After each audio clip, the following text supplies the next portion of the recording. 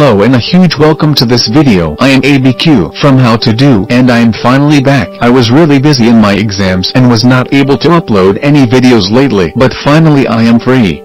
I will be showing you my very own, my first Android game. It is kind of like GTA, so you can walk around, jump, get inside the car, drive around.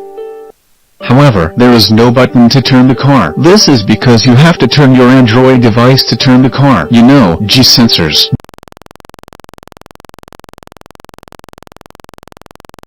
This blue thing is actually an elevator. You have to stand on it to make it work. Here you go. The car is jumping like crazy. And this is the upper part of my level. You can also drive the car around, jump around and stuff like that. You can download this game by clicking the link in the description box below. Hope you guys like my game and my video. You can help me by donating some money for me through PayPal.